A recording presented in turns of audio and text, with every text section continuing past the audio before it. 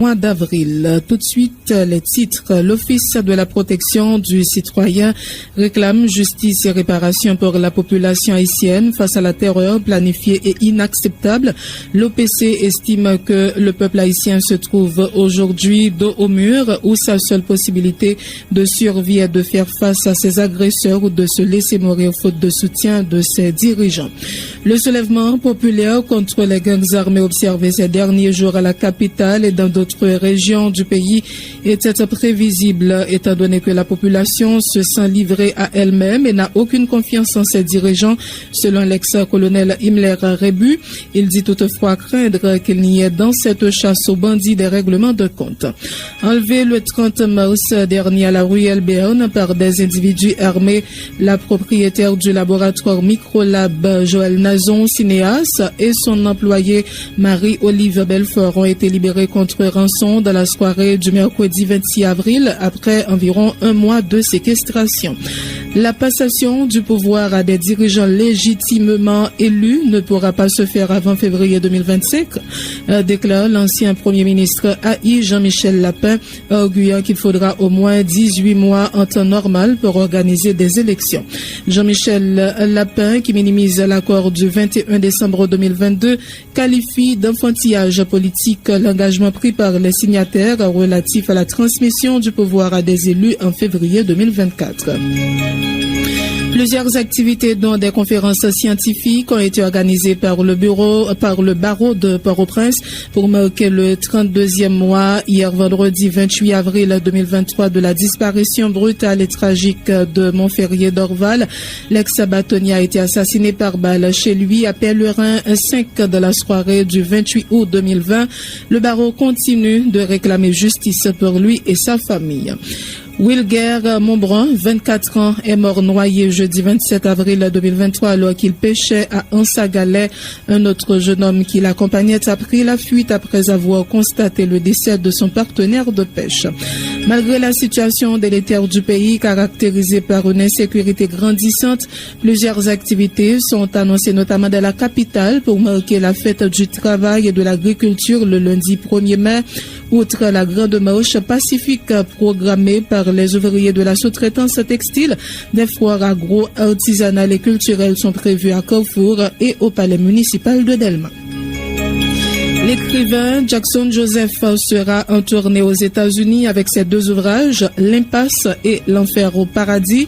Cette tournée, qui débutera le dimanche 30 avril en Floride, prendra fin le 13 mai à Jojo Fritaille à Atlanta. Jackson Joseph en profitera pour tenir des conférences sur la situation actuelle du pays. Il sera question de la reconnexion de la communauté internationale et Haïti, avait savoir l'auteur de Au-delà des limites.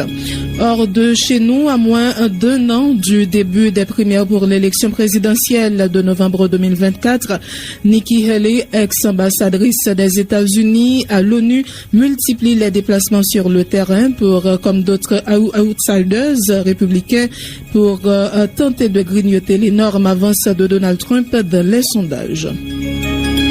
On reste aux États-Unis après la victoire qu'a constituée pour les conservateurs américains la décision de la Cour suprême en juin dernier de supprimer la garantie constitutionnelle à avorter. Les républicains peinent désormais à se positionner sur la question de l'IVG.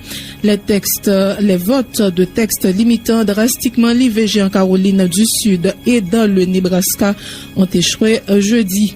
L'interdiction faite aux femmes afghanes de travailler avec les Nations Unies est une affaire sociale intérieure à l'Afghanistan, a réagi hier le gouvernement taliban après l'adoption par le Conseil de sécurité de l'ONU d'une résolution la dénonçant. Et puis, le pape François, inlassable défenseur de l'ouverture aux autres, a plaidé ce samedi pour éradiquer les maux de l'indifférence lors d'une rencontre avec des réfugiés au deuxième jour de sa visite en Hongrie.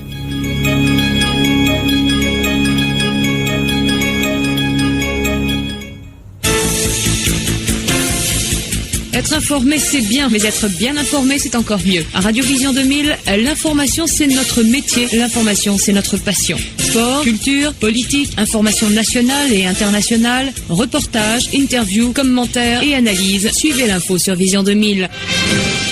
en français, en créole, l'information déclinée sur tous les tons. Informer, c'est notre métier. Informer, c'est notre passion. Danger Pierre assure les manœuvres techniques à l'antenne, Marie-André Bélange. Vous suivez Infovision, le magazine matinal de Vision 2000. Bienvenue dans le développement du journal. Le soulèvement populaire contre les gangs armés observé ces derniers jours à la capitale et dans d'autres régions du pays était prévisible, étant donné que la population se sent livrée à elle-même et n'a aucune confiance en ses dirigeants. Selon l'ex-colonel Himmler Rebu, il dit toutefois craindre qu'il n'y ait dans cette chasse aux bandits des règlements de compte. Interrogé par ailleurs sur la proposition de la nouvelle chef du BINU, Maria Isabel Salvador, de se tourner vers des pays de la région pour aider la PNH à résoudre le problème de l'insécurité face à l'incapacité des Nations Unies à trouver un consensus sur cette question. Himmler Rebu se montre perplexe. L'implication des officiers de pays étrangers dans la résolution de la crise doit être prise avec pincette, selon M. Rebu. On l'écoute au micro de Michelot Xavier. Il y a une sensation que la population est livrée à lui-même, elle a tombé sous dos la police. Et les gens qui sont ces autorités pas manifester même un sentiment de préoccupation. C'est quand vous sont bagaille qui pas exister pour eux. À partir de ce moment, il y a un sentiment de désespoir. On connaît le désespoir est mauvaise conseillère. Chaque cas privé, mon yo capable d'aller au-delà de l'expression désespoir ça, les gens doivent aller jusqu'à la rage. Parce que pas oublier qu'il y a deux facteurs qui lient ensemble. D'abord, sentiment que vous pas assister aux sécurité au quotidien, mais gagner une misère atroce également. Côté vous pas gagner réponse aux problèmes quotidiens. Situation qui la lit dangereuse en ce sens que vous gain droit venir un mélange de vengeance personnelle faite avec désir de poursuivre moun qui bandit. Malheureusement, ça arrivait, c'était prévisible, et ça arrivait par imprévoyance des dirigeants. Et moi, je dis, faire attention, les gens doivent aller vers d'autres personnes et vers le monde qui sont censés de responsables dans l'État, avec une image qui est similaire à ça qui est passé dans le pays, le président Duvalier était quitté pouvoir. La situation s'est arrivée dans un contexte côté que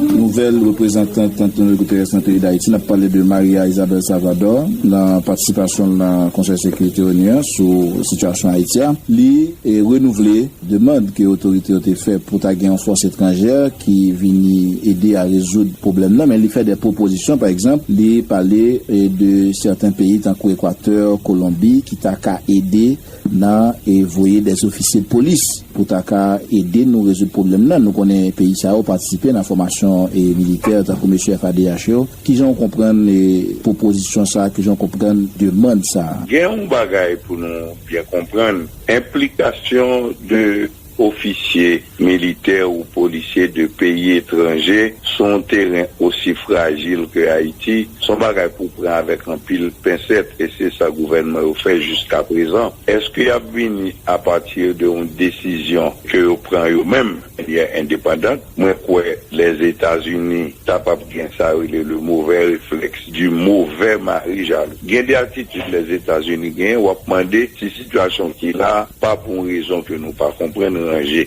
ne parle pas d'un fait, non. Je parle de perception. Il y a un effort que tu as fait beaucoup d'Équateur pour te présenter une résolution ensemble. Après l'échec que tu as gagné beaucoup de Canada, ni même beaucoup de le Mexique. Moi, je crois qu'il faut nous prendre une solution ça avec un pile pincette. C'est sûr, le problème qui vient là, il y a un problème qui a un caractère militaire parce que c'est lié à des occupations d'espaces territoriaux. Même pas tellement quoi que le pays a chaud pour l'engager. Envoyer des conseillers militaires ou policiers, ça a bien un effet très limité dans la mesure où le gouvernement n'a pas fait rien pour le talent militaire qu'il a eu, moyen et malgré aptitude pour rentrer en support à la police nationale. La police fait un travail dans la zone, militaire qui a monté qu'un besoin consolider pour permettre que arriver à un meilleur contrôle.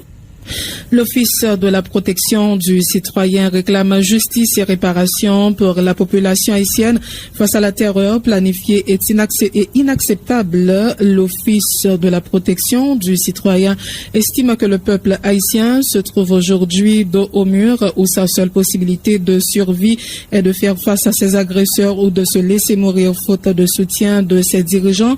L'organisme public de promotion et de défense des droits humains invite les couches saines de la société à donner une réponse légale et proportionnée aux agresseurs de la population. Le directeur de communication de l'OPC, Raphaël Théoma Daniel, est au micro de Michel Xavier. Nous arrivons dans un carrefour dangereux que nous devons prendre très au sérieux. Et OPC est même que demander pour que couche saine dans la société prenne conscience de ce qui a privé actuellement là. Nous sommes au bord de l'affrontement, donc on bagaille que nous pas doué qui arrivé. Nous dit que nous avons gagné exemple déjà ça qui est arrivé au Rwanda en 1994. Tout appel que l'autorité, ensemble avec tout organisme qui n'a affaire droit monde qui a gardé comment on a passé un papier à plan CA, c'est pour que nous pas arriver dans une situation comme ça et il y a une urgence aujourd'hui face à ras-le-bol que la population a gagné et qu'il a exprimé de façon pas dans la rue, j'ai que nous restons après là. Justice et réparation face à la terreur planifiée inacceptable, ça veut dire. C'est l'impunité avant tout qui mène nous dans ça que nous y là. Comme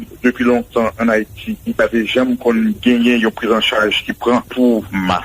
Monio qui déshérité et qui a souffert et là que nous dit justice parce que justement c'est un peuple qui pas bien à un amène qui n'a pas aucun droit, aucun service dans sa qualité besoin qui vient justement arriver dans une situation côté que gagne l'autre monde au lieu que yo continuer très pacifiquement pour que yo revendiquer yo gagne l'autre chemin que yo prend malheureusement qui fait du tort et très mal à la société.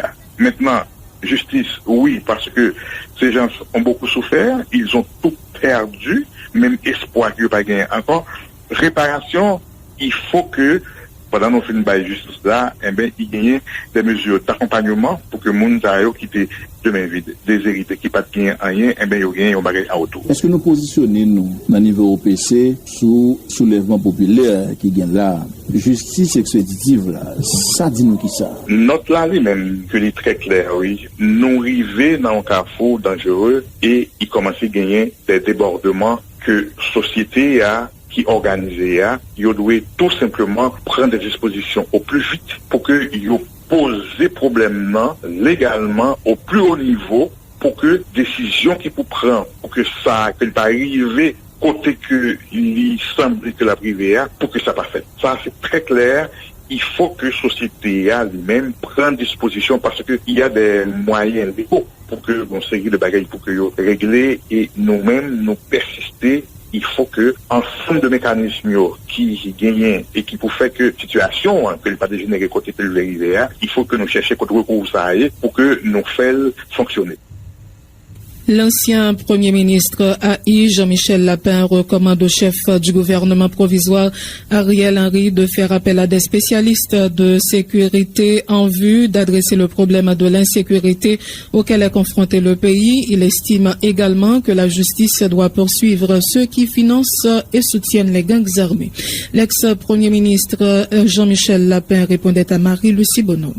Je dis à moi qu'il faut que nous voyons à trois niveaux. Il faut nous d'abord à court terme, ça veut dire obligation que le gouvernement ça a là pour rétablir la sécurité, rentrer véritablement dans l'amendement de la Constitution et faire élection. Pas mal faire plus bagaille. Parce que ça doit faire différentes réformes, moi t'ai parlé, ça demande implication des trois pouvoirs de l'État. Jean Constitution recommandé ça. Donc, rétablissement de la sécurité, nous faisons une proposition sur ça déjà, et côté que moi-même